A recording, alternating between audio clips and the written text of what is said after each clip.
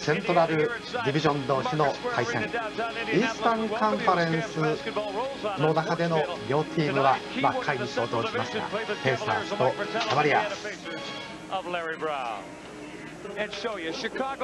これがイースタンカンファレンスの成績で、キャブスがカンファレンスでは7位、ペイサーズが9位ということ。もし今プレーオフが始まりましたら、キャブスはプレーオフ出場可能ですが、ペイサーズは出場できない。そうなんですね。しかもですね、これ8位になっちゃいますと、1位のブルズとやらなきゃいけないので、もう負けるのが見えちゃうぐらい、強豪なわけですよね。ですからみんな7位以上になりたいわけで、この今7位、9位というのはですね、これから熾烈な争いが始まるということですよね。レジー・ミラーのここ6試合の成績を紹介しました。すごいですよね。28.5 点ですし、フィールドゴールパーセンテージはもう本当に 52.3 ですからね。デイビス・ブラザーズという本当に兄弟じゃないけど同じ役割分担をやってて、リバウンドとオフェンス、すごいですよね。このカードは1勝1敗。さあ、それではスターティングファイブです。マッチアップで紹介することにしましょう。まずこのミルスと、そしてフェレル、スモールファード。そうですね、ドウェイン・フェレルは何かというと、ドライブインの選手、ペネトレーションとオフェンスリバウンド取る選手、逆にこのタイロン・ヒル対デール・デイビスのマッチアップは同じような選手、オフェンスリバウンド、ディフェンスリバウンド、オフェンスでスクリーンをかける選手。そうですね。これヒル選手にリバウンドいっぱい取られると、インディアナちょっと厄介なんですね。彼はすごくリバウンド強いですからね。どちらかというとパワーフォワードよりもセンターじゃないかなと思えるぐらいのプレーヤーですね。そうですね。というパワーフォワードの2人。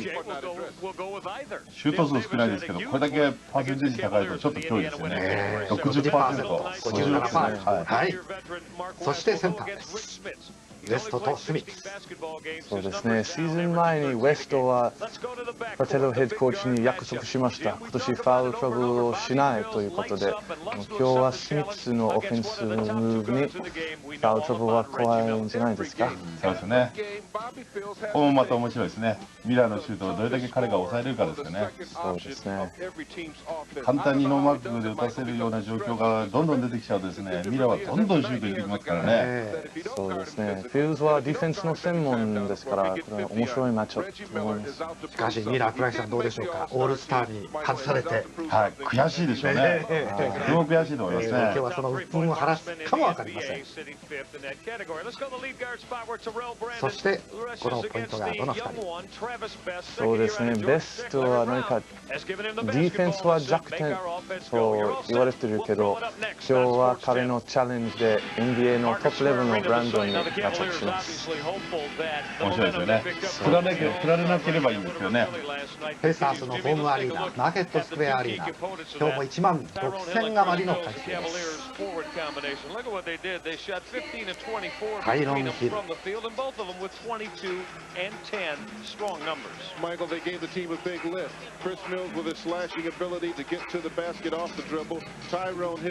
日タイロン・ヒル 90% ぐらいのフィールドパーセンテージで、やっぱり NBA 1位ですね。無駄なことはしないっていう感じの選手ですよね。ダブルダブルという、はい、こちらがペイサーズのヘッドコーチ、ラリー・ブラウン。すごく有名な、コーチですね。そうですね、大学の全米優勝も取って NBA を狙ってますけど。こちらはキャブス、マイク・フラテロヘッドコーチ。あまり強くないチームをどんどんこう上昇させていくコーチで有名ですよね。立て直し屋さんですよね。さあいよいよ、同じセントラルディビジョンの5位と6位というキャバリアーズ、キャブス対ペイサーズ戦。インディアナの地元です。白いユニフォームのペイサーズ、そして紺に見えます。こちらがクリーブランドキャバリアーズ、キャブス。注目です、タイロン・ヒル。さあ試合が始まります。どっちがイニシアチブ取りますかね。そうですね、それがすごく見ものですよね。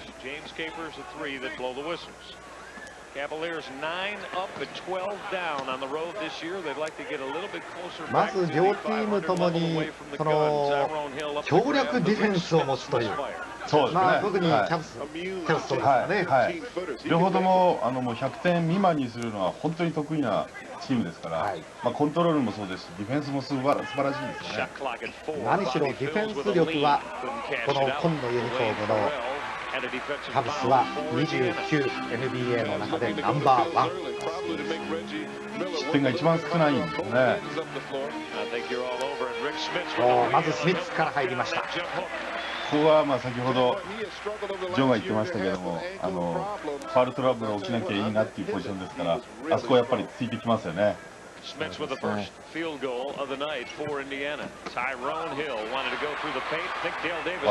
プですね。そうですね。良かったですね。今レジミラーが初めてボール触りましたよね。そうですね。本来ならもっと触るんですよね。そうですね。ボビー・フィールズはディナイディフェンスやってますから簡単に持てないですよね。そうですね。こうディフェンス頑張らないと振られますからね、ブランドンにね。そうですね。いや、ここもブランドンにものすごくスクリーン使って取り返した。センターバークウェスト。このカードは1勝1敗で迎えた3回戦です。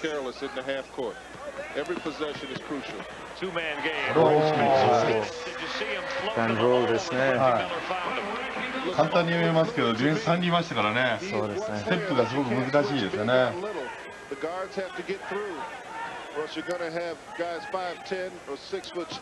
ややインディアナのペースっていう感じですね。そうですね。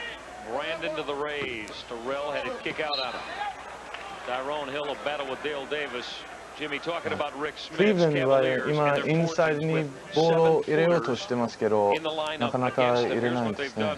そうね、ディフェンスがうまく、インディアナのディフェンスがうまくしてますよね。インサイドボール入っていかないですね。キャブスが相手ビッグセンター7フィート以上の、7フィートと言いますと213センチぐらいですね。それと対戦するときには、ビッグセンターを用意している相手と対戦して14勝11敗という今データ出てましたね。今日はスミッツ大きいですよね。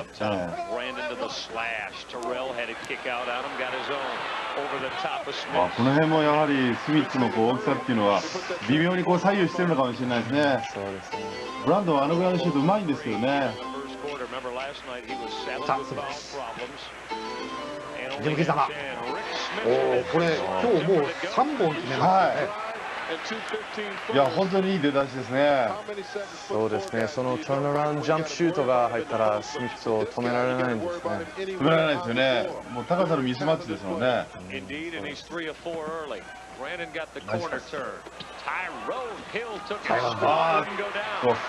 バウンドスミッツ。あの辺は本当は強いはずですけどね。そうですね。これはでもインディアナすごくいい感じのゲームの始まり方ですよね。レジミラがボール触ってないのはちょっと気になりますけれども、逆に言いますとゴール下にボールいっぱい集めてますよね。今これ相手にとってはすごく辛いですよね。ディフェンスするのが難しくなってくるわけで、ここでファウルトラブル起きるとどんどんディフェンスできなくなりますから、相手にとってはものすごくダメージですよね。そうですね。アイロンズショット決まらずファールがありました。ウエストのファール。デイブ・デイビス。彼はあんまりフリースローが少ないですよね。フリースロー 46%。これはひどいですね、ちょっとね。フィールドゴールの方が高いっていうこと自体もおかしい話ですからね。オフェ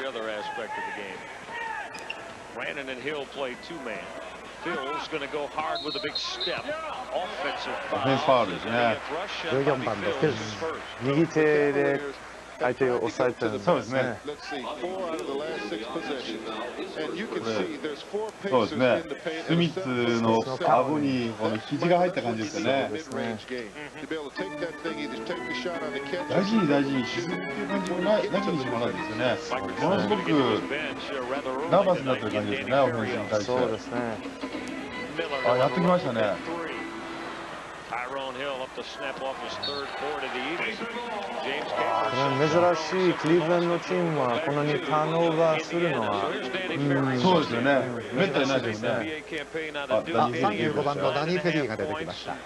お父さんも NBA のプレーヤーでした。そうですね、実は私の高校のチームメイトだったんですけど、そうですか。はい、ワシントン DC に住んでて、フェリーのお父さんがワシントン・ブレッツのジェネラルマネージャーやってた時、ダニー・フェリーがそのブレッツのワシントンの郊外に住んでて、同じ高校で、それで全米選手権を取った。そうですね、ダニー・フェリーのおかげで。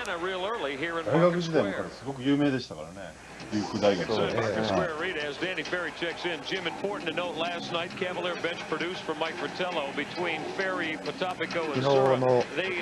ゲームでは、ベンチがね、いい活躍してますね。そうですね、キャバリアーズの将来と言われている3人、ポトピンコセンター、フェリーのフォワード、ボビー・スラの2年目、ガード選手。ポタケ君は、ルーキー、ウクライナの出身ですね。そうすると、パトリックさん、今その大学時代にマッチアップしたブランドがいますね。高校のチームメイトのフェリーがですね、両チームでその高校、大学時代に一緒にプレーヤーというのは、今日他にどうですか？何人かいますけど、CAVS のクリス・ニュースも、今、ドゥェイン・フェレルにマッチアップしているスモールフォワード、さっきボール触った選手なんですけど、彼はアリゾナ大学のスモールフォワードをやっていました。そうですか。同じパッテンですよね。そうですね。その24番、覚えておいてください。じゃあ、おいおいまた話してくださいね。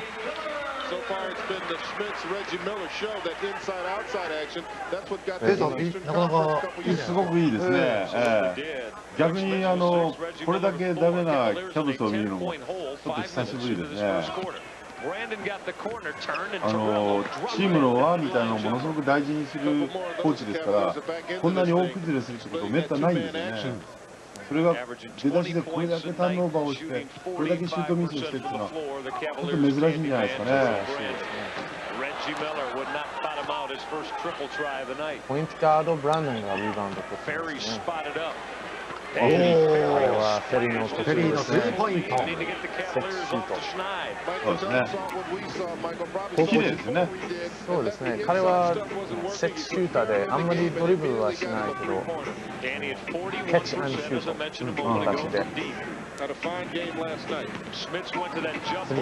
またブランドンのリバウンドですね。そうですね。続けてポイントガードがリバウンドだってそのままボールキャリーですね。ブランドン180センチ。Cavaliers are on a 5-0 run right now. Ferry going to go to the rack. Tyrone Hill with that. やってきましたね。ナイスジャンプ。なんとなくキャブスまた少し戻った感じで、さっきのタイムアウト結構良かったですね。そうですね。この辺でレジミラーが、そうですよね、まだバンキンスだ。おっと、ミスダンク。これはちょっと痛い。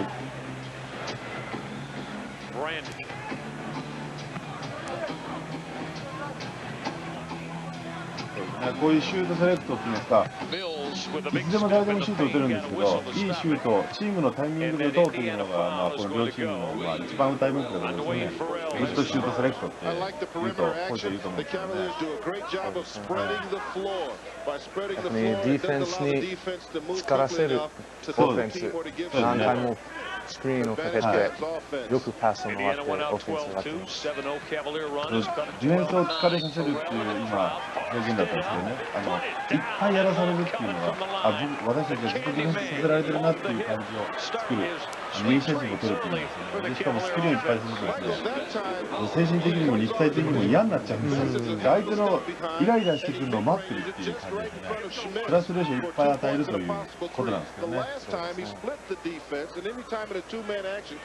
さっきブランドンの強さですが、上半身の強さを見れましたけど、ファウルされてもシュートまでいける。そうですね。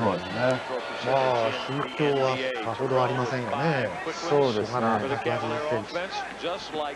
彼は上半身だけじゃなくて下半身も広くて、大学の時代で幅跳びですか、幅跳びは8ミター以上、8メータージャンパー、8ミター超えたロングジャンパーだから、本当にいいアスリート。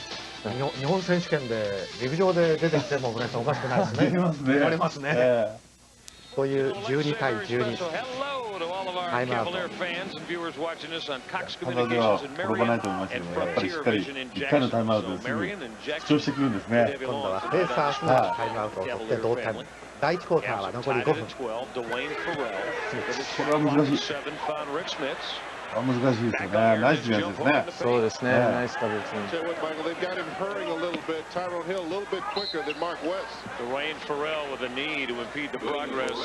この辺はもうずっとキャブスペースになっちゃいましたね。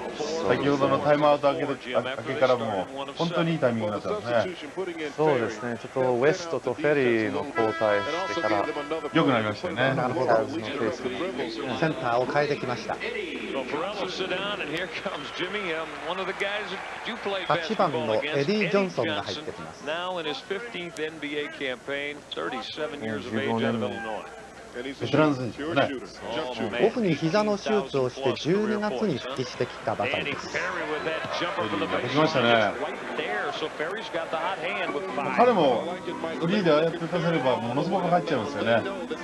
なんかプレッシャー与えないとダメですよね。彼のマークマンはちょっとヘルプない方がいい。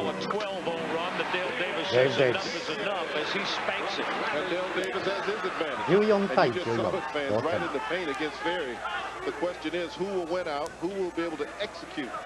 どうやるかがこれから本当にコーチの腕の見せ所っていう感じですよね。これ両方とも本当にコーチの言った通りにやってくるチームですからね。そうですね。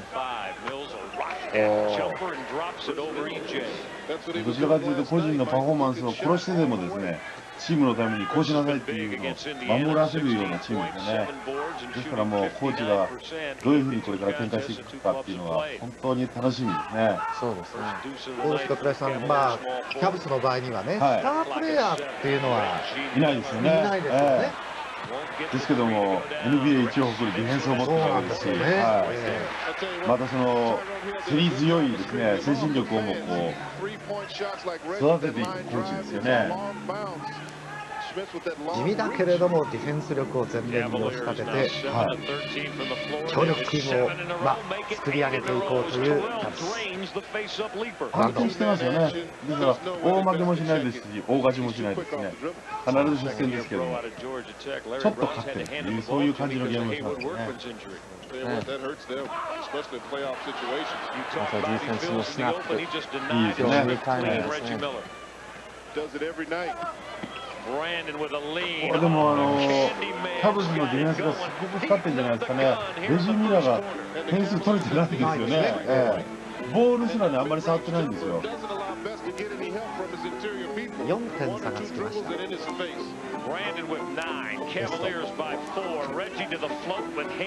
ミラーこれでボールも触ってないですしシュート数も少ないですからもうノーマークで打ってもちょっと不安げですよね。そうですね。シューターってやっぱりいっぱい打たないとシューターでないわけで、シュート数少ないとやっぱりちょっと辛くなってくるんですよね。そうですね。試合前に紹介したレジー・ミラーとそしてブランド、ミラーが今のところダメということはこの得点経過に出てるわけですね。ブランドンの方がすごく光ってますよね。そうですね。今ブランドンは3回連続ベストに1対1。そうですね。またフェリー。フェリーもすごくいいですね今日はね。高校の同級生のパトリックさん、今日実にいいじゃないですか。フェリーが。そうですね。今までは結構いいですね。フェリーも7得点です。8番のジョンソン。やっぱりこの辺ベテランらしいですね。チームの窮地を助けるっていうあたりはやっぱりベテランですよね。9 of 9 CAVALIERS. They start 1 for 7. They've hit 9 consecutive. Mills. さあ、ミルズ。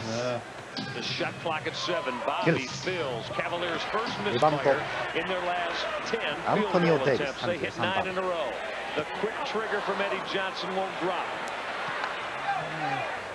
今もブランドンがですよ、今ボールにスナップしたんで簡単に相手にリバウンド取られなかったんですよね。そうですね。1% でも可能性だったら必ずリバウンドに参加しろっていうコーチに言われる通りだと思うんですよね。そうですね。おっとっとっと。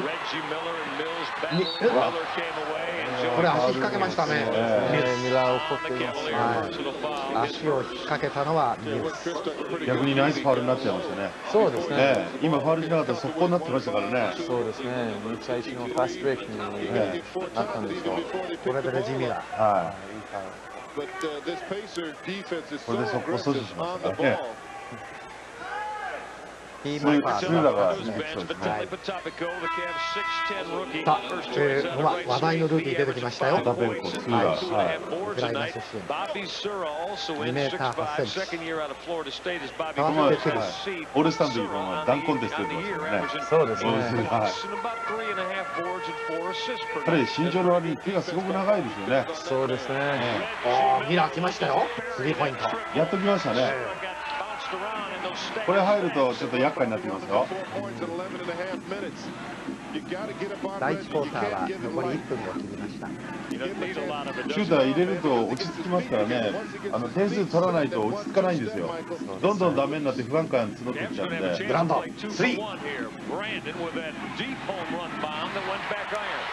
はりデイビスは強いですよね。そうですね。ジ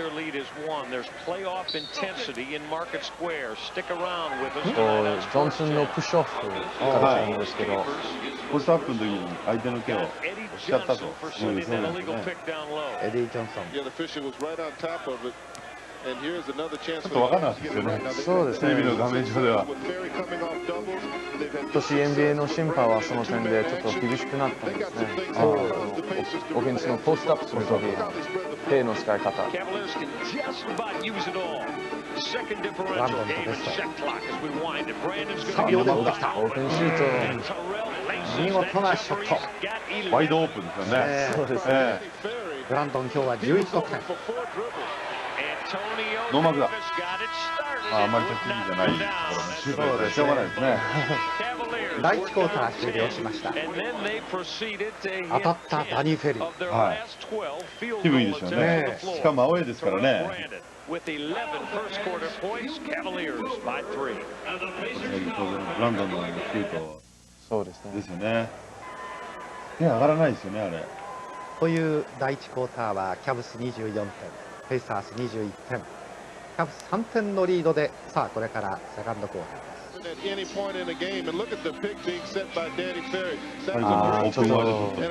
そうですね。アントニオ・デイビスはヘルプディフェンス足りなかったんですね。そうですね。中途半端ですよね。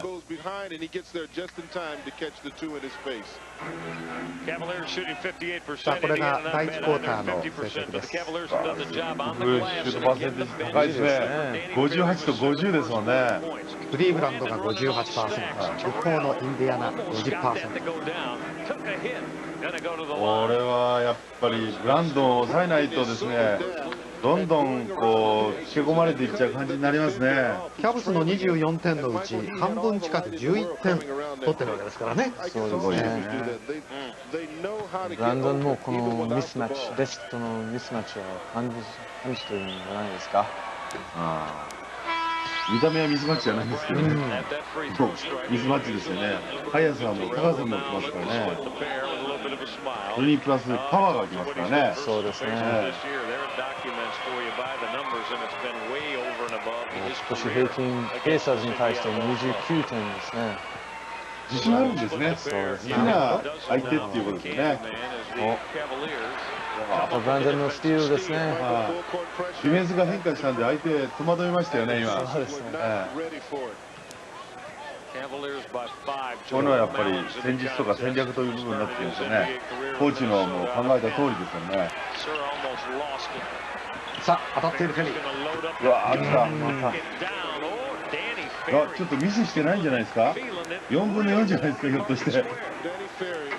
これで9得点です。そうですね、スリーポイントありましたしね。そう激しいミラーとの争い。3番のスーラが入ってますね。そうですね。はい、一方こちらはスリーポイント1本だけが印象に残っているレジミラー。ボール触ってないですよね。すごいディフェンスですね。そうですね。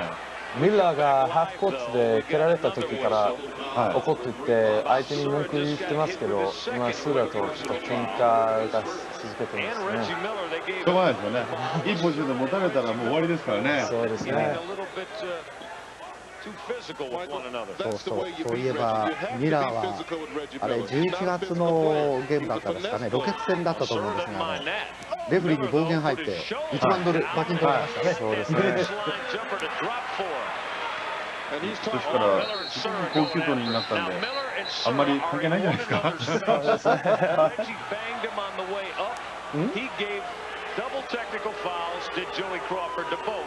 テクニカルファウルに取られましたね。ダブルテクニカルファウルですね。今パトリックさんなんて言ってまレジした？ミラーがわざとスーラの方に行ってちょっと肘へぶつかったんだけど、両方で文句言い合って喧嘩状況だったからですね。ちょっとレジミラーカッカしています。あれだけシュート打てないとやっぱりイラつきますよ。シューターですからね。フラストレーション溜まってますね。ブランドンすごいですね、今日。ここまで14得点、29点のうち半分です。なんかちょっと思い切った策を考えないといけないですね。さあ、じゃあコーチとして伺いましょう、倉石さん。はい。ブランドン対戦どうします？いや、ブランドンこれだけやられたらですね、簡単には止まらないと思うので、パスをさせないっていうか、彼一人ずーっとプレーやらせて、他のやつにボールを触らせないようにしちゃうからですね。僕だとそうしますね。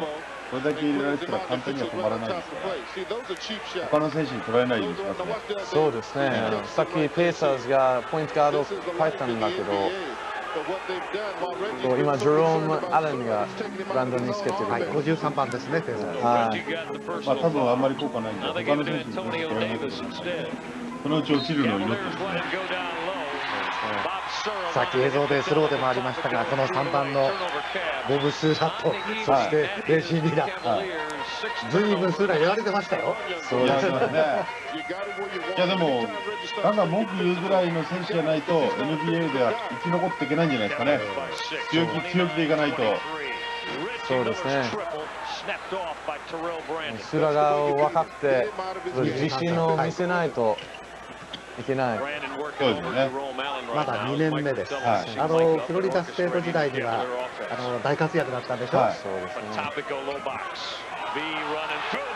来た。またペンコ。はい。大きいですからね。そうですね。ポートランドのスタボニスと同じリトアニア出身ですね。はい。わあ、ブロック。ナイスブロック。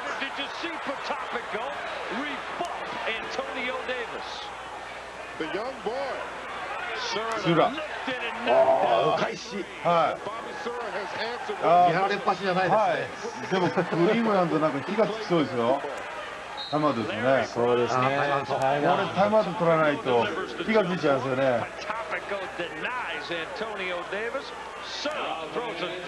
一気にこのスーラのスリーポイントで得点。そうですね。11点差。いや、インディアナが点数取れてない。クリーブランドはいつも通りのペースのちょっといいぐらいの感じだと思うんですよね。そうですね。実はこのようにたくさんファーストブレイクポイントはないですよね。今日はフェリーとさっきスーラのスリーポイント入ってますね。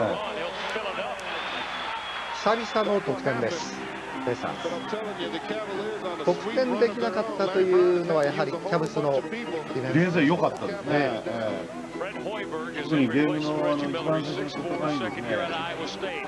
中心と言われるシューターに打たせなかったのが良かったですね。レジミラーにボールを打たせなかったのが結局オフェンスを崩した原因になってるんですよね。アントニオ・デイビス。パワープレイヤーでね。そうですね。これプレスですね。でもこういうふうにした方がですね、相手のオフェンス崩れますよね。そうですね。今しっかりセットアップできなかったですからね。当たっているフェル。はい。フェリー、はい。フェアボールですフェアボールね。ですね。いや、今フルコートディフェンス守ったのが良かったですね。少し流れが変わりはい、つつ変わりつつありますね。ファウルですね。そうですね。ちょっとミスマッチで、はい。フェリーはアウトサイド選手だけど、今、アントニオ・デイビスにマッチアップしてますね。これですよね。オフェンスファウルに近いですね。近いですね。しかし取られたのは35番のフェリー。はい。しょうがないですね。あそこまで押し込まれた時点でほぼ負けですからね。そうですね。Tyrone Hill back for Mike Fratello. Tyrone gets Danny Ferry. Danny shot it well. 当たっていたダニー・フェル。 Points in the first quarter. He's got a total of 9. これは Off ベ the ン bench, チプレー Antonio ヤー Davis with the best の rebounding リバウンドトッ percentage プ today. 5で Bench すか。 player in the アントニ NBA. オ・デイビスが 7.9 でナンバーワン。ベンチからThat's exactly what it said. 8本っていうのはすごいことですよ。だけだったらすごいですからね。Yeah, Reggie Miller's getting the blow right now. It's Jerome Allen with Fred Hoiberg, young backcourt. Sura wanted to take Hoiberg. スリーになっ Mills た。 all spotted up to rock Miss. his jumper. It's a deuce. イン Chris グラン with ド a は foot 本当にいい inside で the す line. ね。そうですね。 That's what you get from Bobby Sura. They can keep Brandon on the floor, but yet rest him because they got Sura making ポ plays. トピンコ。 And Jimmy, there's Oh, that foul. contact on the box, and Joey でも Crawford こ blows の on the ペン whistle ト to get 若いんですからどんどん行くべきですよね。そうですね。スミッツにポジション取らせないようにですね。そうですね。いやでもいいディフェンスきますよこれ。 I can't see フ the ァウル吹か foul. れちゃいましたけども。 Where? He's called it because he's a kid.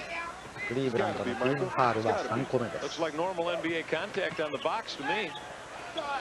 ああ、ナイスショット。 Jumper out of the gun of Antonio Davis. アン went トニオ・ down. デイビス。 Shots out there by Antonio 6 Davis. 点 Not 差です。 going to be あんまり得意なポジションじゃないですよね。そうですね。普通アウトサイドのシューターではないですね。 Goodwood going in market squares. We talked about in the open. This is playoff intensity. Patopico with a look at it. Went これは back しょうが there. ないですね。そうですね。はい、チームで作ったオフェンスでしっかりシュートノーマークで打ったんですから、ここまでまず成功ですね。そうですね。 Started 1 for 4 here in the second stanza. Davis wanted to take Tyrone Hill. おー、ナイスムーブ。は Hustled his way baseline. い、これはちょっと、流れ変わってきましたね。いい感じですよね。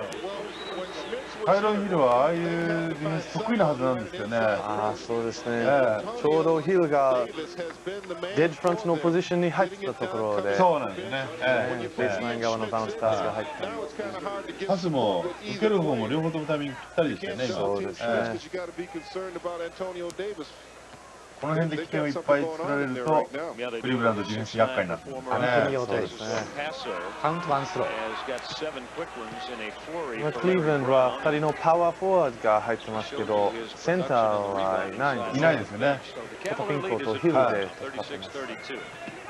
まあでもヒルセンターのようなもんですからね。そうですね。 Just got hit. あ、これスクリーンファウル取られましたね。あーそうですねこれもは Johnson on B. That い、 is 動い his たという second personal ことなん foul. ですよ You know, ね the。hard thing そうですね。 about this league, it takes so long to get respect. The last 2 fouls have been called on V. Now you tell me if this was the offense. Look at そうですね。もしルキーじゃなかったらそれは当たらないかもしれないけど、あルキーだったら審判はもっと厳しくきます Got ね him。off his feet. あー、これは辛い。 Put it in the book and こ one れ連続ファウルこれもスミッツのカウント。 with his third. またポタペンコですか。はいえおファウルトラブルですよね。 3つになりますね 3つ目のファウル連続。 the young player can't get respect. Now he jumped, but look where he comes down. In the やっぱり最初のファウルからポトピンコは審判に文句言ってますから、あ、印象は良くないですよね。そうですね。 The more the officials get used to what he can do, they won't be calling 3つ目のファウル。 little cheap セ incidental ンターの fouls. ポジションでファウルトラブルが起きないことっていうのが条件ですからね。今カウントワンスローを入れましたね。入れましたね。はい入れましたね。これで1点差です。流れが完全に変わってきました、セカンドコート。さあ、トラブル 20 minutes のとこ a ろで night す in ね。 16 games so far. Mills gave Mark West あ、ナイスブロック。 Antonio Davis アントニオ・デイビスのブロックですね。いやー、アントニオ・デイビスすごく気持ちいいんじゃないですかね。オフェンスにうまくいって、ディフェンスもうまくいって。もう一回来ようとした。はい。今度はブロックですね。ノックダウン。フィジカル的なゲームになったんですね。なんかもうのすごく体がぶつかってるような気がするんですけどね。マーク・ウェストでした。大丈夫ですか。ちょっとかわいそうって言えばかわいそうですけど、しょうがないですね、これはね。マーク・ウェストがですね、今、ヘルプでボール来るの待ってて取りに行ったんですけどね、体が当たっちゃったんですね。あ、でもいいポジションにいますね。そうですね。多分メイクアップコールかもしれない。前のシュートでデイビスがファウルされてたんじゃないかと審判が考えてて、次のプレーに直すようなプレー。その可能性あるかもしれないですね。でもいいディフェンスですね。悪いディフェンス言えないですよね。フェレルが入ってそして4番の2投目。フリースローは良くないです。はい、そうですね。ジョーヘッドコーチは、こういうの勝負時じゃないですから、流れをどうやって作ろうかでずっと考えてるでしょうね。同点です。タイムアウトで、今度はキャブスが取りましたね。10点リードですね。10点も続けて今度逆襲で取られちゃうんですよね。これやっぱりまたペース戻したいですからね。このアントニオ・デイビスの大活躍が光りました。アウェ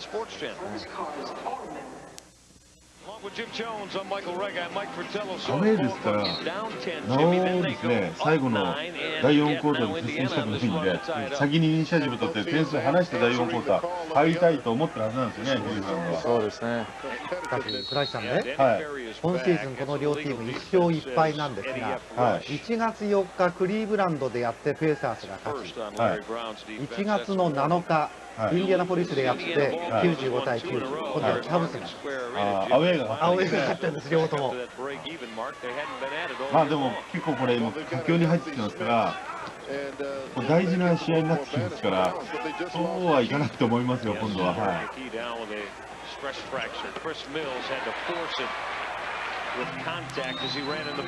確かに先ほどオールコートのプレスできましたが、ペーサーズにしてみれば、プレーオフでも当たる可能性もあるし、絶対負けられないという2ゲーム差のね、地区の5位と6位の両チームです、そういう思いやっぱりペーサーズにあるでしょうね。あるでしょうね。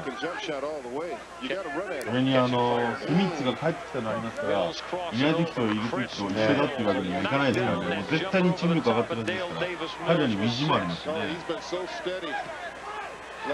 ターのニック・スミッツは1月6日に足の手術から復帰、戻ってきました。1月中は相当足が痛んだ。スミッツ、しかもダンク2本失敗ですね。これはパトリックさん、さっきどうしてああいうふうになるんですか？そうですね、あまり膝が曲がらなかったんですね。膝が曲がらなかった。多分ボールを下げたくなかったので、すぐシュートしようとしたんだけど、スミッツはあんまり飛べない選手とやっぱり足の影響が、手術の影響があるんですよね。そうですね。ちょっとジャンプすればもうダンクできると思うんですよね。でなお余裕があってダンクならいいんですけど、背伸びぐらいのダンクなんで、いかなきゃって思うと力んじゃうのがあって、ちょっと根っこに当たるシーンが増えますよね。バビンです。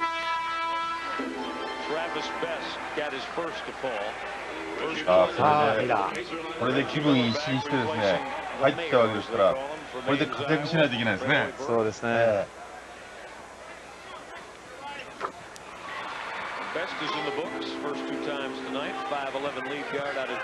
スラはポイントガードの役割ですね。そうですね。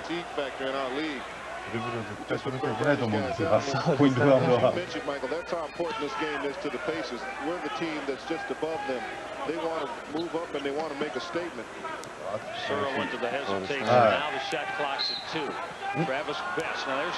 だけいいディフェンス、残りショットクロック2秒しかなかったですからね。そうですね。ここでファウルはちょっと辛い。もったいないですね。ハンドチッキンかなっていうぐらいのファウルですね。ほんの少し休んでたんですね。これで頑張らないと。ブランドン。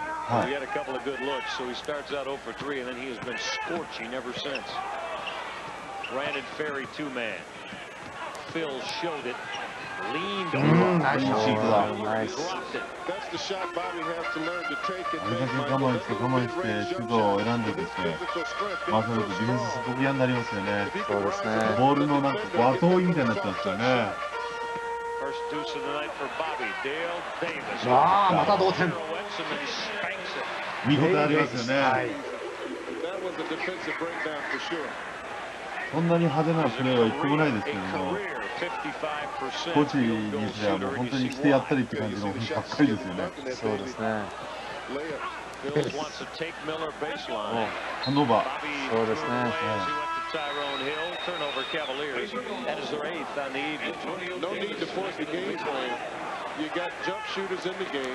苦笑いしてる感じですね、フランスのコーチは。そうですね。自分たちのミスって分かってるんですけど、はっきり分かってるんですけど、もしかしてっていう可能性で。クリーブランドがインディアナが4。多いか少ないかと言いますとですね、大体強い方のチームは1試合で13、4本ぐらいが平均だと思うんですね。ですから8っていうと結構多い方じゃないですかね。これまだ第2クォーターですよね。4っていうのは多分普通だと思いますね。そうですね。デイル・デイビスのショットが決まって42対40。逆に今度は地元ペイサーズリードと変わってたまらずクリーブランド20秒タイムアウトです。今までの3回のポゼッションでインサイドのミスマッチ、ダニー・フェリーに対してのオフェンス選手にこう入れてるんですけど、デイビスのダンクからデイビスのキャッチレイアップになりました。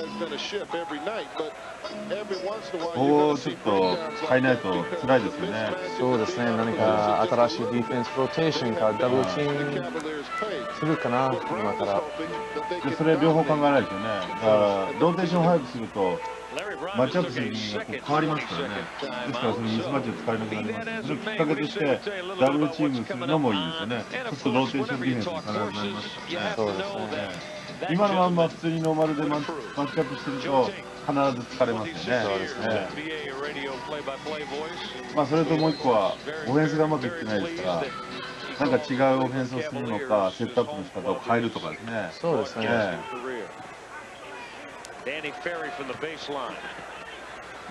くボールもある。本当によくボールが回るチームですよね。そうですね。本当に大学生の見本みたいな感じのチームですよね。そうですね。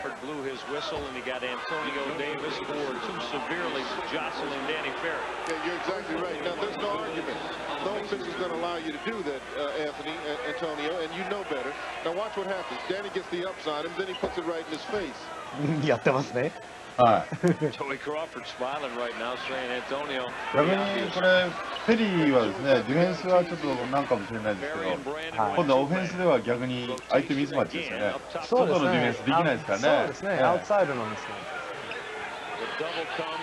デルス。いいディフェンスだ。すごくいいディフェンスだ。しかしボールはキャブスか。キャブス。そうですね。はい。足に当たりますからね。ペイサーズも本当にディフェンスは気になりますからね。そうですね。残り4秒から始まります。来た。タイロン・ヒル。この力強いプレーが彼の売り物ですからね。現在はフィールドゴールの確率は第2位、フリースローの確率も第2位という第6球。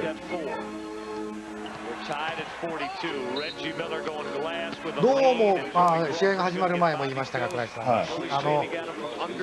レジー・ミラーがいきませんね。ボール触ってないんですよね。ですからシューターっていうのはボールをどんどん触らないとですね、落ち着かない選手で、落ち着かないプレイヤーで、今もこれ本当はストップジャンプショット使う方がいいのかなと思ったんですけどね、こうやっぱり不安なのがあるから無理に突っ込んできますよね。そうですね。ファウルもらった、最悪ファウルもらったんでいいとは思いますよね。これがフリースローのパーセンテージ、今レジー・ミラーは 87.8% で第3位と表示されました。すごいですよね。これだけの長い間で87ですからね。600投以上の、今ベスト5、トップ5です。いいディフェンスだ。今ダブルチームがうまくいったですね。両チームともディフェンスの乗り物がこういうダブルチームとかどっかでこうきっかけを掴んで相手のフリーになるところ、フリーになるところに追い込むっていうのが得意ですからね。そうですね。これでチーム力を割れるかどうかっていうのが決まりますよね。そうですね。現在第2クォーターは残り20秒を切りました。これはもうショットクロックが7秒ぐらいまで攻めないでしょうからね。そうですね。そうそうですね。来た。アントニオ・デイビス。これは一番いいですよね。感じとしたら。これで次ディフェンスがうまくいったらもうインディアナはもう言うことないですよね。でも逆にクリーブランドはもう一回応じてきますからね、これ。ヒルのファー。9秒ありますからね。そうですね。もう一回シューティングチャンスはありますね、クリーブランドは。ダンクされたらどうにもならなかったですね。そうですね。ナイスファウルだったんですね。気持ちの問題が相当変わってきますよね。ここまで8得点というアントニオ・デイビス。9点目。もうワンスロー。You better lace them up tight tonight because the bodies are flying. It's a playoff caliber game. Thought it would be. We hit town last night. アントニオ・デイビスの活躍がもう本当すごい。今日は。そうですね。残りほとんど時間がなくなります。これが最後のセカンドクォーターの攻め。フェリー。またエアボー。今見えなかったのかもしれないですね。そうですね。Indiana finished strong. First half for Larry Brown. Don't go away. Halftime coming up on Sports Channel. PACERS 46-42 on top of the CAVS. ナイスプレーですね。ということでペーサーズがこのセカンドクォーターは25点を取って試合をひっくり返しました。46対42、ペーサーズ逆転でこれセカンドクォーターを終わったというところです。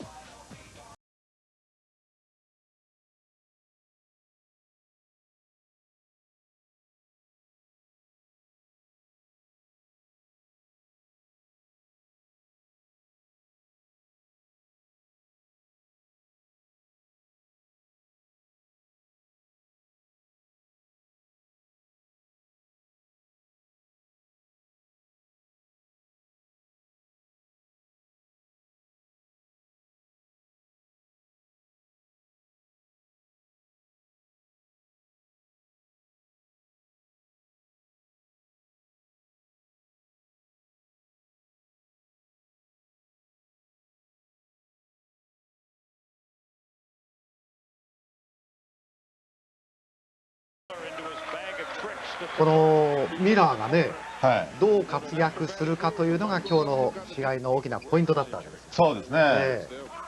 もう全然と言っていいぐらいボールを持つ回数が本当に徹底的に少なかったっていうのが一番良くなかったことなんですけども。その原因は何ですか？いや、ディフェンス良かったです。クリーブランドが強にもディナイディフェンスしてましたから簡単に持てなかったっていうのはね。ですけども、それにあまりあるぐらいですね、アントニオ・デイビス頑張りましたからね。これは逆に、このブランドンがものすごくいい活躍でしたよね。そうですね。ゲームの始まりは彼から始まったと言っていいぐらいそうでしたね。良かったですね。そして小柄なスーラー。手前の35番のフェリーがよく当たっていました。そうですね。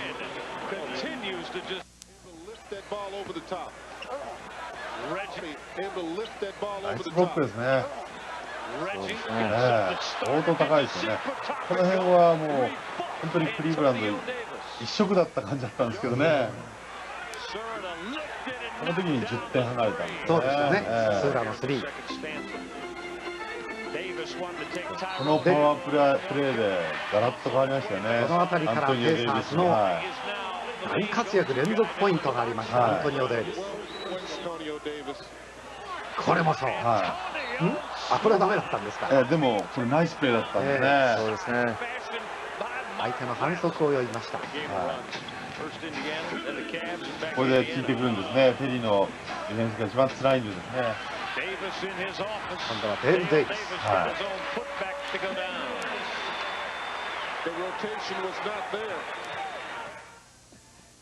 さあ、これが前半の成績。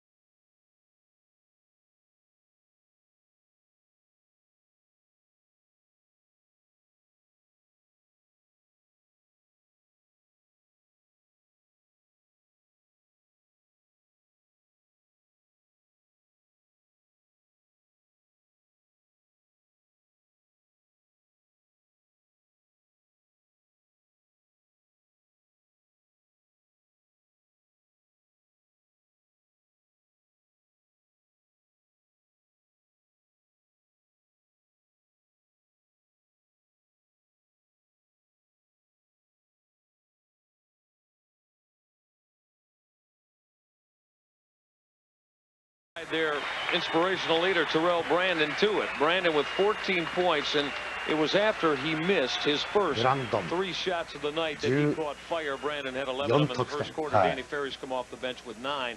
And Jim on the Indiana side, now that is balance スミッツが11点、そしてアントニオ・デイビスが11点、ミラー11点ですね。アントニオ・デイビスが10点。バランスが取れて、何かこう、インディアナが、いろんな選手が点が取ってます。取れてますね。ミラーにキャブスがすごく神経を使っている分で、アントニオ・デイビスが空いてるっていうパターンですよね。これが後半戦のマッチアップです。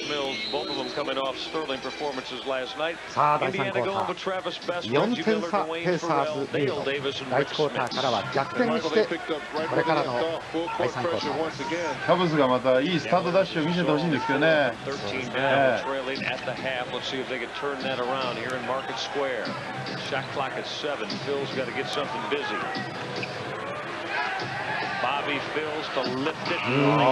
ート。形としたらインサイドアウトをポストにボール入れて出てきたのと同じパターンになりますからね。そうですね。シューターとしたら比較的楽なシュートですよね。インサイドアウトのシュートが高いですよね。やりやすいです。注目のレジー・ミラー、インディアナ・ペーサーズ、地元、この第2クォーター終わって負けている、今日はリードしていますが、負けている試合では今シーズン4勝13敗というインディアナです。ということは、勝つ確率が高いということですね。そういうことですね。Nice release. He can make that if he stays with that, Michael. He can make that 3 out of 4 times. いや両方ともなんか重いですね。そうですね。なんかいい感じじゃないですね。クリーブランドがまた入れると今度また良くなんじゃないですかね。先ほど入ってますからね。そうですね。いい感じになるかもしれないですね。クリーブランドはドライブキック。はい、そうドライブキックですよね。ペネトレーションとパスのオフェンスだったんですけど。CAVS playing a lot of confidence early in this quarter. Tyrone Hill's confidence, Jimmy, イー just スタ looks ン like カン it's ファ been レン all スセントラルディビジョンの現在5位と6位というキャバリアーズ対ペイサーズ戦。来ましたね。さあ来ましたよ。はスリーポイント。今日2本目です。2本目です。はい。 Reggie at about 6'7". この辺が炸裂しちゃいますと、NBA 5位。この辺が炸裂しちゃいますと大変ですね。 in the NBA gym and long ball stroking Reggie Miller. And now he has just gone into the 71st spot in the NBA all-time scoring list. 指示を出すクリス・ミルス。 Needed 9 points tonight to pass Dick Van 遠いとこから from somewhere out Yes, in man. Muncie, Indiana. With that Loose shot ball. clock running down. Look at す Tyrone ごい。 Hill battle. Bodies on 4 the 人来ましたね。 goal line as we look for first and goal for the Cavaliers. 今 That's what you look for. ペイサーズが自分からディフェンスをこう仕掛けてって変化させようとしたんですよね。でも失敗したんですよね。ああ、そうで As すね。 most players in this league, but I don't know if I've seen こ all れリバウンド foes のミスマッチ先、ミルラーはタイロン・ヒルにボックスアウトできなかった理由でルースボールになりました。これあでもボックスアウトできないですよね。そうですね。あれだけ体の大きさが違うと。ベストとタイロン・ヒル、これ身長差は今25センチありますね。ありますね。 Yeah, yes, he did. Tyrone won the tip. Yeah, I'm surprised the Pacers didn't try to steal the tip.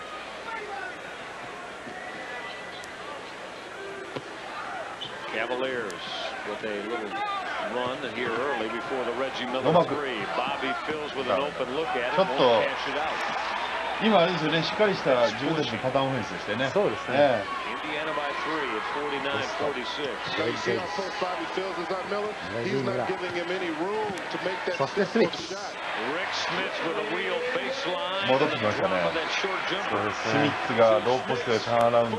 It's quicker than Mark レジビラがスリーポイントといいとこばっかりです If ね。 a guy is bigger than you, then you got to at least be as quick as him in order to nullify his offensive skill. ポストじゃないですよね。あれだけ押し出される Indiana と。 by five. あまり Mark West in tight. Got a whistle. Reggie was reaching. So was Dale ポ Davis. ストポストですよね今。 And そうですね。一番単純ですごく力強いプレーですよね。 on Dale Davis. Nice recognition by that Tyrone Hill. ダブルティームされるとき、オフェンスがその立ちの動き、はい。ポイントガードのポジションからリングまでの動きが一番ディフェンスしにくいですね。そうですよね。縦に走られちゃうと辛いですからね Good。to have him on that Sports Channel. Michael Regai, Jim Jones, Cavaliers in this back-to-back mode here after the 105-94 win over Philly last night to start the second half of the gun. Cavaliers with the rotation. Brandon Tyrone with a look at it, and he will これは never 入りましたね。あれだけオープンワイドですからね。デイビス決め When た a。player makes a shot that you need, that ブ you ランドンがすごくうまかったですね。ゲームメイク今のパス。そうですね。ディフェンスを引っ張ってるんですね。 to go along with six あそこ boards. でボール持たれると辛い。クリーブランドはダブルチーム始めたんですね。来ましたね。 Best あ one ナイ to ス go ディー this ル。 time, Brandon stripped him. Phil's running ahead of the pack. おお。 Bobby had to gather it after いや he ナイス lost パ it スかと思ったんですけどね。 not a good pass by Brandon. Mills on the うわ crossover. 入った。 Coming カウントになります。 got the sweep roll, took the hit, got the hoop, will go to the strike. They call it touch. Shooter's touch. もうインサイドアウトクロスでランニングワンハンドシュート。 One, two, three. 難しいパターンですよね。すごいですね。リングに当たりながら。はい。看板スロー。もうただではシュートを出せないでよっていう感じがものすごくありありで、ああいうファウルがすごく多いですよね。 Mike's デイ got ビ a ス・デイビ smile スの on フ his ァウル。 face, and that's good. カウント決まってワンスロー51点目。 Which one has the better eyesight these days?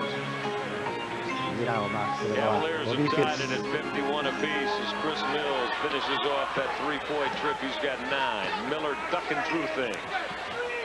ナイスローテーションディフェンス。ディフェンスも良かったですね。しょうがなくパスしてる感じですよね。一気に逆転。インディアナは得点シーンがここしばらくありません。はい。クリーブランドのディフェンスすごくいいですよ。途中でちょっと変わったですよね。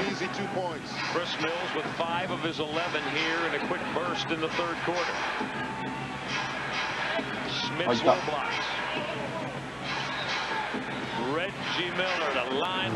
はい、これもトラップでその後ローテーションしますからね。ノーマークなんですけどちょっと不安定になりますよね。そうですね。いつもとはちょっと違うレジミ。はい。やっぱり最初にボールを持たせなかったのがすごい良かったんじゃないですかね。ポジション取ったのにヘッジできなかった。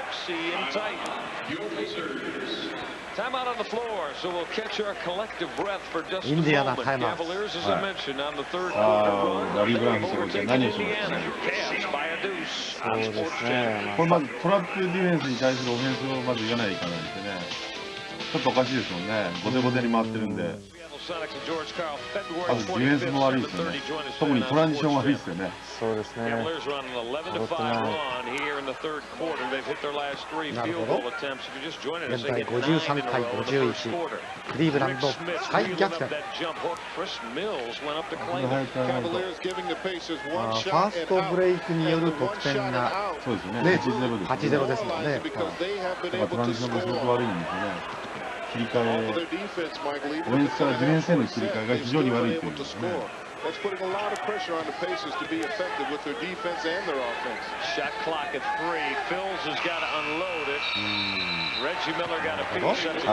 秒オーバータイム。ペイサーズのディフェンスが非常に良くなってきました。したがってキャブスの1番のブランドンがあまり映像で出てこなくなりましたもんね。そうですね。これ両方ともにこのタイムアウト明けがタイムアウトを取った方がいいように転がりますよね。うまく。そうですね。それだけやっぱり攻撃がすごいんですよね。今日は大打証券ソフトブリタースコーチの倉石修さんと前のジャパンエナジー高知県選手のジャン・パトリックさん、お二方のお話を交えながらお楽しみいただいています。いい飛び込みですよね。いいポジションに。これだけアウトサイドのシュートが目立たないで点数を取ってるレジアミラを見るのはちょっとないんじゃないですか。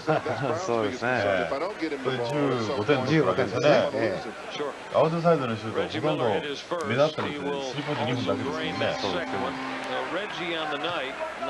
あとの聞いてるのは地道にゴール下とかですね。フリースローとかそんなんですからね。再び同点です。ブラデス・ベストは一生懸命ブランドンをディナイしてるけど、そうですね。ブランドンはあまりオフェンスでボール触れないんですね。触れなくなった。一番いいディフェンスはやっぱりボールを触らせないのが一番いいディフェンスですよね。ボールを持たれたらやっぱり守りにくいですからね。そうですね。キャブスはナイスです。さあ来た。レフトハンドウィンドミルダンクですね。ブランドンのディフェンスがすごく良くて、それが速攻につながってですね。これで10-0ですよね。ファーストブレイクポイント。そうですね。再び2点クリーブランドリード。これはファウルだ。またこのミスマッチ。はい、続きましたね。こ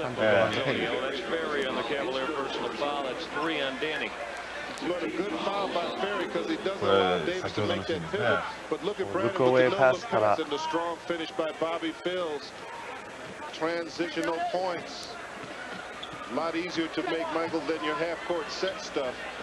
や、また全部来ますね。本当に来ますね。ベストドリブリングレイアップ見事。ナイス左手でまた同点。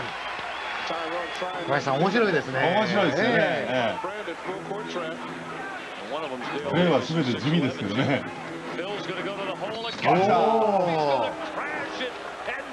彼2本続けるんですね。地味って言ったら地味じゃないですけど、言い返されたみたいな感じですよ。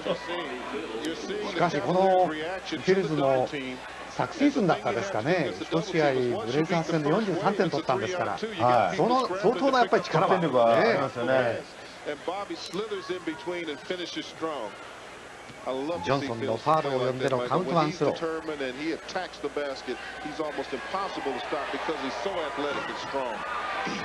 Bobby can't finish off a three-point opportunity. The 73%er Jim, he has been a キャブ salty in ス the 再 red び the 2 last 点のリ couple ー of ド。 times. 現在第3クォーターは残りは4分15秒です。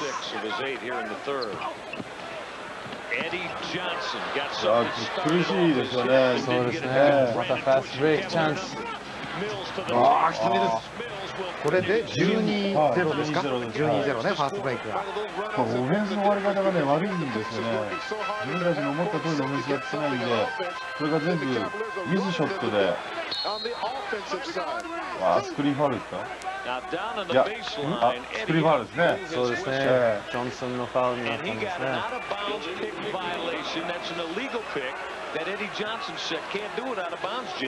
そのファウルはオフェンスファウルでコートの外でスクリーンかかったんですね。それほどレジミアにスクリーンをしっかりしなさいということなんでしょうけどね。そうですね。チームオフェンスは。これはそうですね。タイロンヒル止まれないですよね。ああいう目の前に来られたら。ヒルのファウルは3つ目。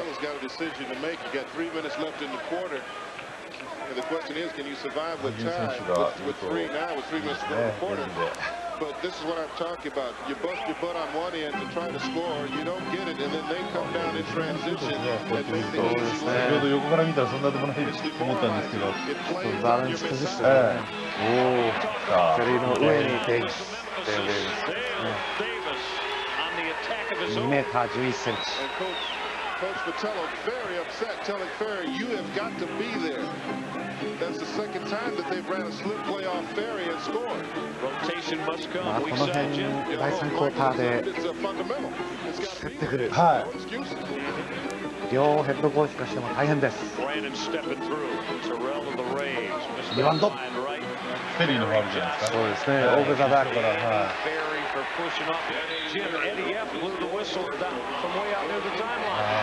ールにプレイしてたような気がしないでもないですけど、そうですね。まあでも、ボクサーとしては後ろからですから、しょうがないですかね。そうですね。このダニー・ジェリー、今日ゲストとしてお迎えしたジョン・パトリックさんの高校時代のチームメイト、2人で全米選手権タイトルを取ったということもあったそうです。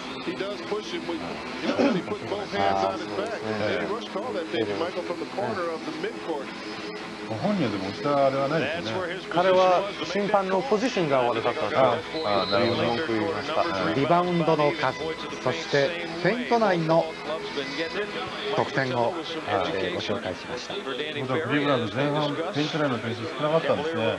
これ速攻が12ですね。12本ある、12点あるわけですから、あれ26かなんかですよね。26でした。インディアナ24、クリーブランド24。前半14しかなかったと思いますよね。もっとそうか。あれ後半じゃないですよね。前半も合わせてですよね。そうですね。そうすると前半合理性少なかったってことですよね。現在2点差。クリーブランド2点リード。ゴール宣言。ワープレーのうまいですね。そうですね。ナイスチームでして。これは微妙だな、今のは。今のはボールが当たったのが先というふうにとって落下しているボールを触ったのでカウントということですね。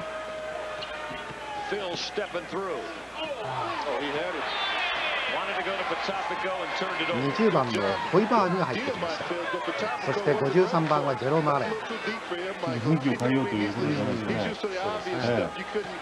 53番のガードのアレンは速攻得意。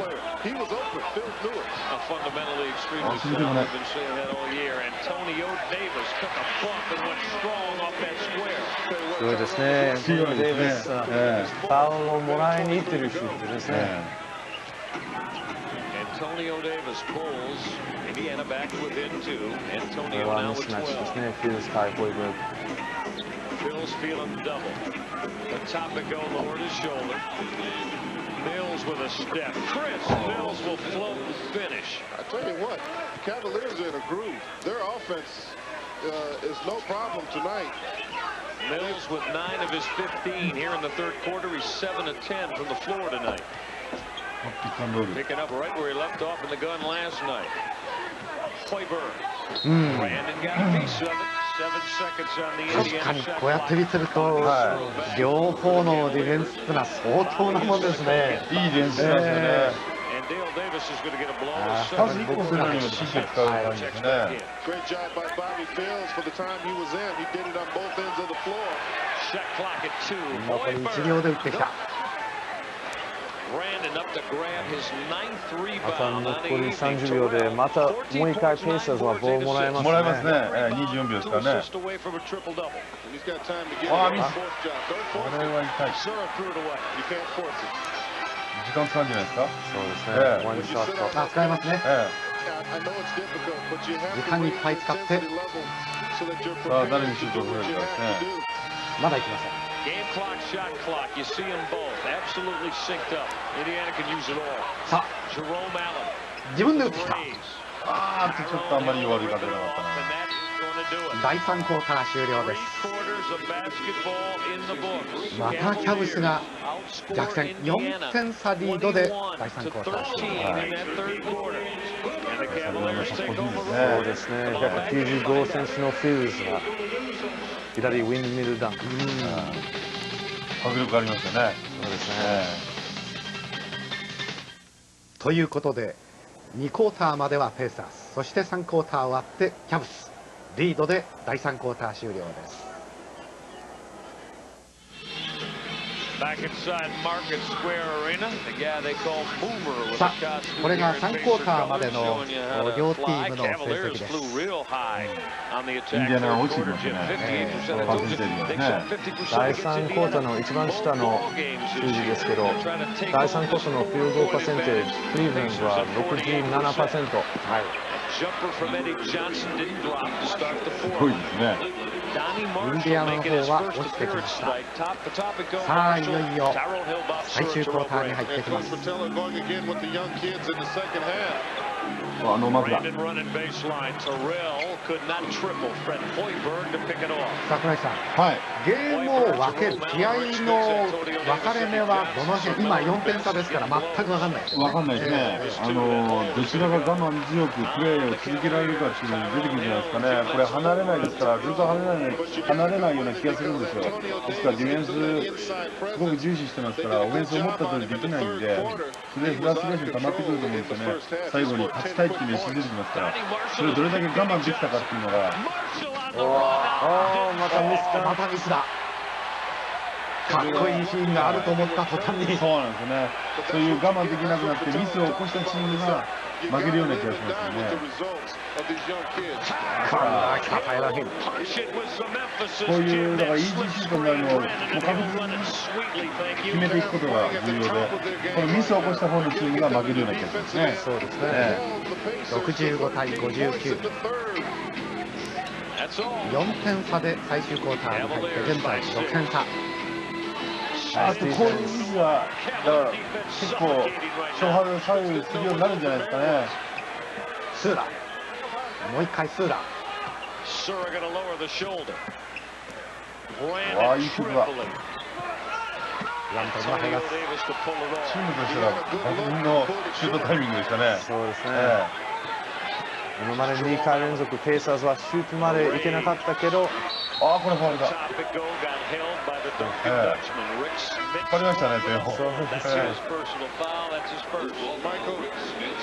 第4クォーター、スミッツ、そしてアレン。インディアナなんかちょっとおかしいですよね。He has not been a factor since the first 6 minutes of the first quarter. The pace is just too スミ frantic. ッ They're ツ asking him to ボール guard 入れよう people, としたん pick だ up け people ど on the 2回連 perimeter. 続ミそうスして He can't do it physically right now. またベストが入りましたね。ポイントガードのベスナイスです。クリーブランドはポタペンコが最初から出てますね。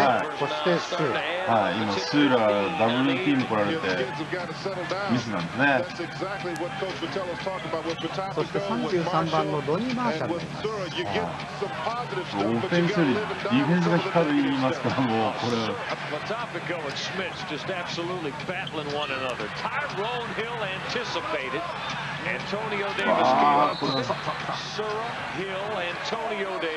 タイムアウト取った。そうですね。よく考えてたね。そうですね。タイムアウト取らなかったらジャンプボールかなんかになってた感じですね。そ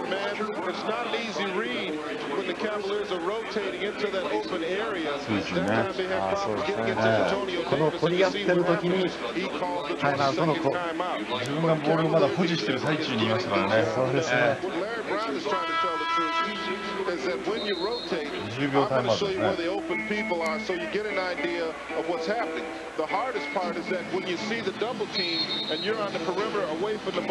この辺のヘッドコーチの両方の指示は予想されるのはどういうことでしょうか。これ今自分のボールを保持したいがために取るタイムアウトですから、そんなに喜ぶ覚悟はないと思うんですね。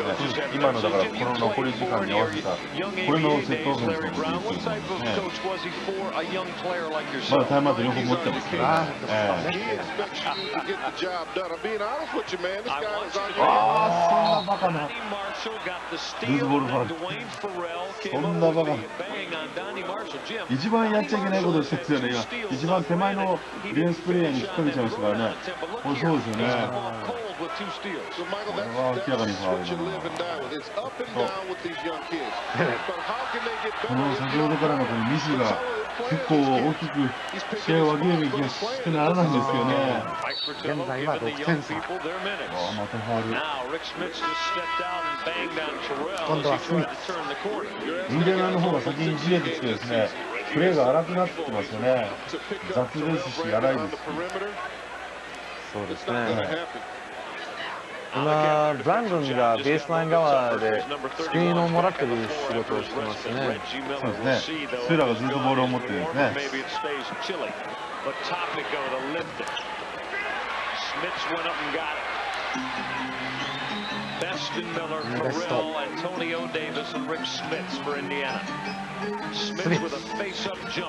ああ、いらない。スーラ。それが入っちゃったら大変なことでしたよね、今。ナイススナップ。うわー、速攻も第3クォーターから速攻ばっかりですよね。そうですね。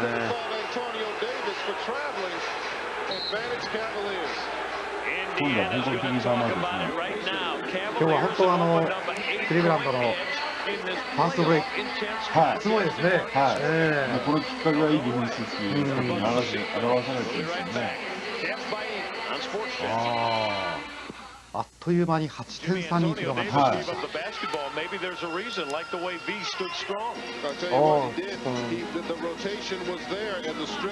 これでも増えなし。本当にフィジカルですよね。こ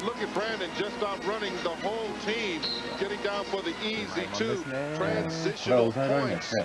飛んでも届かないですし、言ったら必ずファウルですし。そうですね。ミスダンク3つ目だ。これは辛いですね。イン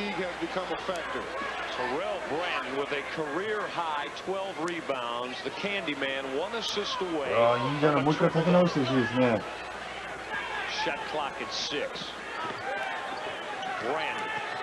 Got to elevate. He got hit. Left it real short. 手が当たったんじゃないですか。そんな感じがしますね。そうですね。いや、本人そういう感じですよね、これはね。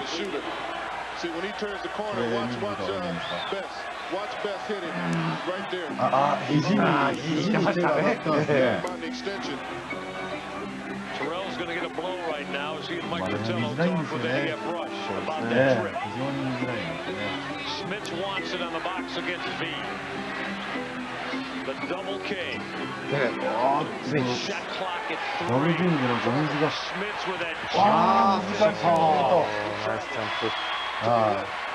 Stay on Schmitz. He ディ traveled フェン out ス that なんで one. 点数 Might も have ものすごい低いですからね。 Rick Smith's with 再び6点 15. 差。 Donnie Marshall will not tip the tray. And we're going to go Indiana's way. 確かにそうですね。キャブスの場合も相手100点以上許したのはたった4試合しかない。はい。これ100点以上絶対いかないです。いかないですね、現在。もう残り7分ぐらいしかないですからね。 unit in here with the young kids. Look at him again. Marshall just こ ripped れ it. は Donnie 息の根が止まるかと思った。また速攻ですか？ Exclamate. Third pick for Marshall here in the fourth そうですよ quarter. ね。速攻だったんですね、今。 Been playing fans for about 15 games. With each game, he's grown more confident. 全然点数が取れる場所がないんですよね。今起点になる場所がないんですよね。 Assist. He has had 3 steals here for スミス一人で頑張る。これは大きい。は took a hit. Got the い。 bucket. 小田弁当。 4つ目のファウル。 Tally 完 could 投。 go the guilty party. これはもう4つ目もずっとですね。もう残り時間考えたら十分ですからね。そうですね。今カバリアーズは一生懸命ボビー・フィルズがミラーにディフェンスディナイやってるからスミスしかないですね。そうですよね。 Mike Fratello just got Danny Ferry back in the Cavalier lineup. Cavs on Sports Channel brought to you by Bud Light. If you want great taste and won't fill you up, never let you down, make sure you わあ make it. 難し Bud いでしょうね。やっぱりあれだけ大きいとしても大きいですからね。 Market Square Arena. 69対フリースローあんまり得意じゃないですよね。 Cavaliers by 6. Cavaliers are in the 7th spot right now in the NBA's Eastern Conference playoff structure. Indiana would be 9 and not there yet. Ferry spotted up. Bobby Phil's went さあ、ボール on the は offensive glass. これはインディアナボールですね。ですから今オフェンスに参加した場合、リバウンドに参加したおかげで速攻出ないですからね。相手のリズムも取れないですね。残り時間がたっぷり。6分20秒。たっぷりですね。たっぷり。まだどうにでもなりますね。おーっと。またフェリーの入ってね。プッシュですね。プッシュでしたね。パスですね。難しいんですよ。体がないんで、アントニオ・デイビスがすごくパワープレイヤーですから、ボールのアングル変えられるだけでですね、ディフェンス相当動かないといけないですからね。そうですね。これでフェリーのファウルは5つ目です。Jimmy, what do you think the key is going to be against getting Indiana shut down the stretch? Maintaining the pressure on the front line. They cannot allow the front line to beat them. レジミラスリーポイント。これはすごい。そうですね。 Down that home run from about 27 feet. 3ポイントラインから2メートルぐらい離れてたんですね。Reggie's got 19. He has tripled for the third time tonight. これはタイムアウトですね。 6分2秒。3点差。Unless he's got selected memory night, you know, we'll have fun 面 with 白 that. くなっ We're てき having ました fun ね in。Market Square. 5:50 left in the fourth. Cavaliers by 3. Brandon and Ferry will play the familiar two-man. Terrell baseline. Rotation is found. Chris Mills with an open look. Bring it up. これは本当に綺麗なナイスシュート。ナイスシュートですし、再び5点差。いいオフェンスでしたね。 Chris Mills was 17. Mills coming off that sterling 22-point ナイスナップ。何本取るんですかね、今日スナップで。 4、5回目じゃないですか。そうですよね。 Cavs have tremendous balance tonight, Michael. That their defense and their offense, for the most part, has been on こ the れやら money. れると辛いですよ。 done it all tonight.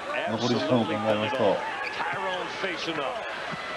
Danny Ferry to squeeze the trigger. Nope. Reggie Miller lost it out of bounds, but they're going to give the basketball to Indiana. 惜しかったですね。それもしっかりノーマークでしたからね。朝金チーム。はい。スナップですね。あそこにブランドンがいるって分からなかったんじゃないですかね。そうですね。視界に入ってなかったような気がするんですよね。アウトサイド遠いとこからリバウンドクリス・ミルズ。なんか打たされてるような気がしますよね。今もディフェンスリバウンド、オフェンスリバウンドゼロですからね、今。点差は5点差。ブランドン、久々の得点になります。いや、これは大きいですよ。大きいですね。7点差に広がってきました。試合の勝負のところでブランドンが打ちますね。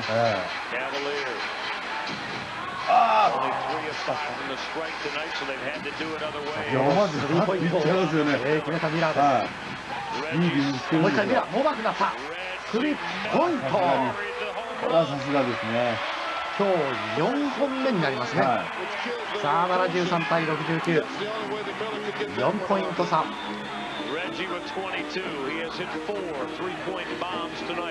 うインディアナのディフェンス仕掛けてほしいですけどね。Shot clock at 7. The swing to Chris Mills.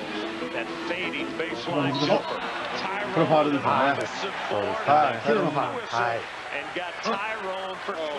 そうですよね。タイロンのファウルですよね。後ろから行ったんですからね。そうですね。5回目ですね。さっきのファウルは。ハイファウルですね。これ今全然当たってないように見えますけど、取る前に押してますよね。そうですね。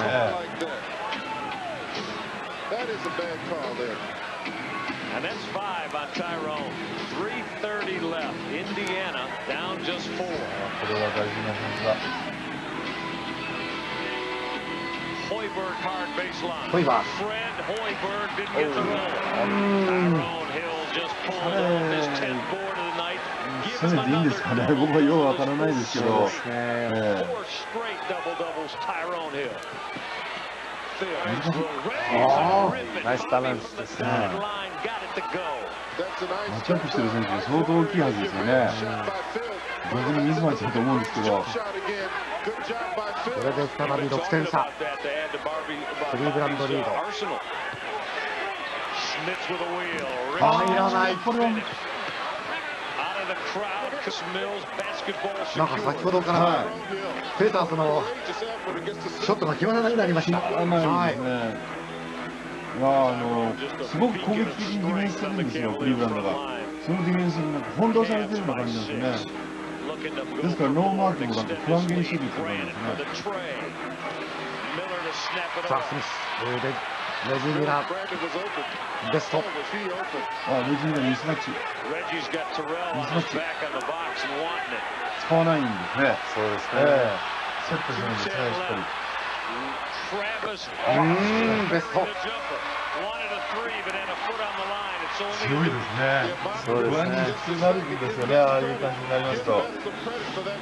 4点差でタイムアウト。20秒タイムアウトはキャブス。これタイムアウト全部取ってて20秒ずつですね。ちょっとセットオフ1回ずつやっててもゲーム終わっちゃいますからね。1分58ですから、相手にとったらすごく嫌ですよね。そのたびにタイムアウト取られるの。タイムアウトと共鳴するのはものすごく徹底できますからね。チーム全体がもう止まってこれ聞いてるわけですから、これノーコールでオフェンスできますしね。そうですね。次の2、3回ぐらいのオフェンスを言えますよね。しかもこれをやって次は何っていうのを言ってて、しかもダメだった時にこれをしなさいっていう連続技もあるんですね。これはフリースローのアテン1試合の平均、50.7 フリースローがあるんですよね。これは NBA で2番目に少ない。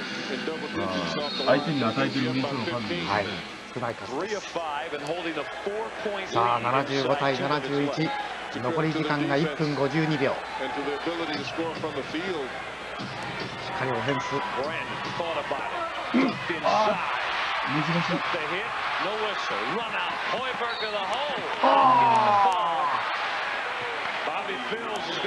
もっと強く打ってほしいですね。ファウルがありました。今入ってればなというね、カウントで一気に3点もらって、またスナップですね。はい。ブランドンの手がすごい珍しいプレーじゃないですかね。ああいうプレーはしますけど、されることってめったないんですよね。さっき倉井さんがなんでこの20番のホイバーグを使うんだろうという、はい、すごく不思議です。はい、シュートがほとんど入ってないですし、今のフリースローも外しましたし、2投目は入れて、はい、3点差です。はい、時間使いますよね。キャブスのことですからね。これは22、3秒たっぷり使うでしょう。はい、でしっかりヒットしてですね。やっぱりルーズとホイバーグのミスマッチ。そうですね。ケリー、これは大きいですね。これは大きい。78対72になりました。タイムアウト。あれだけ途中でエアボールって言った選手が大事な時になくなりましたね、やっぱり。そうですね。残りは1分18秒。1分18秒で6点差。そんなにセーフティーリードには変わりはないですけど、安心できる点数差ではないですので、レジミナがスリーポイントをあれだけ確率高く入れてくる選手がいるわけですから。Cavaliers lead it by 6. Minute 18 as my partner just told you. Mark West back defensively for Mike Fratello. ウエストを入れてディフェンスを固めてきますね。はい。Baseline. Brandon locked him up. これは受けるとこない。そうですよね。今ボールすればしなかったですよね。ナイスディフェンスですよ。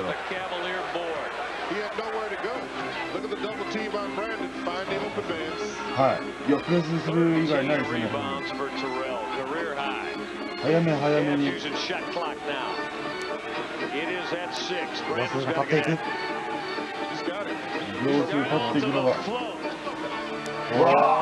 あ、入った。ランニングワンハンダー。これはこの得点は大きい。はい。80対72。もうここでホイバーグスリーポイント。これは先ほど入ってなきゃいけないですよね。これでどうですかね。5点差で秒数が36秒。いやまだチャンスはありますよ。36秒。はい、チャンスはありますまだ。でもクリーブランドの方に相当有利なことは確かです。さあ80対75で5点差で36秒残り。24秒使い切ってシュートに行きたいですよね。そうですね。これは勇気づけられたシュートですよね。ということはペイサーズとすればファールゲーム行く可能性はあります。それはもちろんあります。はい、時間潰れたらもうそれで攻撃回数少なくなるわけですから。ですからボールを蹴るプレイヤーをもう決めるでしょうね。ファウルされてもいいように、確率が低い選手、フリースローパーセンテージの選手にファウルしますからね。そうですね。ということは誰に当たっていくか。これは大きな選手にボールを持たせてファウルしたいでしょうけどね。タイロンヒルとかにファウルはしたいでしょうけど、まずそういうプレイヤーにボールを持たせないようにするでしょうからね。そうですね。確率の高いプレイヤーに。ここでブ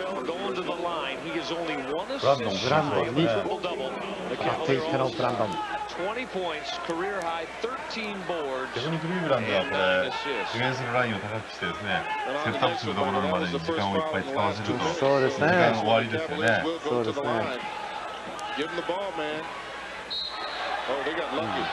ラッキーだった。そうですよね。今思わずインディアナボールになったのかと思いますけどね。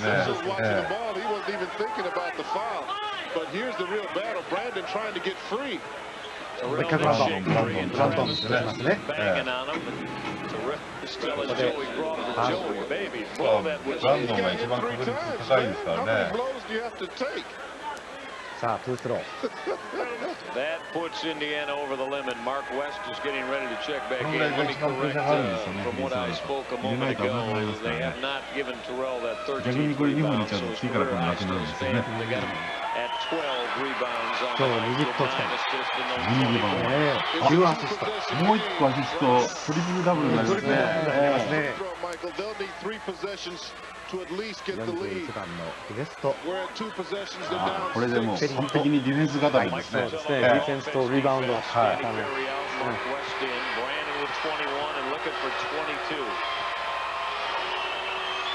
大ブーイングの中、1投を決めた。さすがですね。21点目。7-point Cavalier lead. Indiana is going to get the timeout, and Larry Brown's going to talk about it. これインディアナタイムアウト。 Last time we 残りが31秒だったんですかね。そうですね。31秒ですね。7点差ですからね。これはインディアナはスリーポイント狙いに行きますね。まあでもあまりひどいあれですからスリーポイントに行くかもしれないですけどね。You know, as I said again, he missed his first 3 shots tonight, and I think he got a little bit riled up, a little bit angered. He had good looks at the first from that point on. 1年半ぶりですね。そうですね。クリーブランドの選手がトリプルダブルを取るのは。次の攻撃でアシストできるようなオフェンスをさせてくれるとは思えないんですが、そうですね。どう考えてもフリースローしかないと思うんで、トリプルダブル達成できずってやつですかね。残り1つのアシストならずという可能性非常に高くなります。これどうですか、勝負の方はクリーブランドが圧倒的ですね。よほどの奇跡に近いものがなければという状況になってきました。やはりさっきの連続ミスが効いてますね。ミスした方が危ないと。そうですね、4クォーターの頭のところですかね。危ないですよって言ったらやっぱり危なかったですね。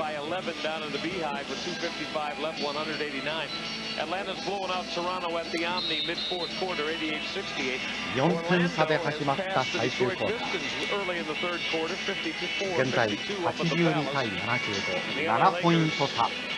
残りが31秒。Vancouver leads San Antonio 61-48 there at halftime, and Phoenix has got a 10-point advantage, 38-28 on Boston first quarter at America West. Here in Market Square, Cavaliers up by 7 with 31.5. This is Dale Davis. Oh, come on. Eddie Rush called pushing hard against us. Tyrone Hill の。6 on Tyrone Hill, so Tyrone. これファールアウトですよね。そうですね。そのこのですね。はい、ファールアウト。何をしたのかと思いましたけどね、今のは。いや、そのまま外に出たのかなと思いましたけど。The thing that the Cavs can look at is that he's less than a 50% free throw shooter, and free throws are tough down the stretch. Oh, look at that. He's built a heck of a house. これは決めたいですよね。時間動かないで2点取れるんですからね。12得点という。これはまずい。わあ、エアボール。残り20秒。これで決まりですね。決まりでしょうね。これフリースロー打つプレーヤーはすごく気楽で打てますよね。エアボールに近いシュートだったね。In theory, it's a violation. In fact, I'll tell you what, in fact, it was a violation, but no call was made. Look at Reggie leaving already. Hallberg was already in the lane. Cavs real lucky on that one, Mike. It's a jailbreak. Everybody was heading for the exits. Bobby Phil's trying to put this away. They're exiting in a hurry. They think their Pacers are dead and gone for the evening. But we know better in the NBA. 諦めたという表情。それはありますね。 The Cavalier lead is now at 8. 8-point advantage. Make it dribble. Make it dribble. 残りは15秒。8点差。ああ、ナイスディフェンス。最後までいいディフェンスしましたね。もうベンチは立ち上がりました。アシストが欲しいね。残り2秒、1秒。いやでもやっぱりチーム考えてますね。そうですね。これで試合終了。クリーブランドキャバリアーズ、最後に突き放しました。83対75。16点ですから、痛いですね。最終クォーターに入った時には4点差だったわけですが、結果的に8点差でキャブス勝ちました。さあ、リーダースをちょっとご覧いただきましょう。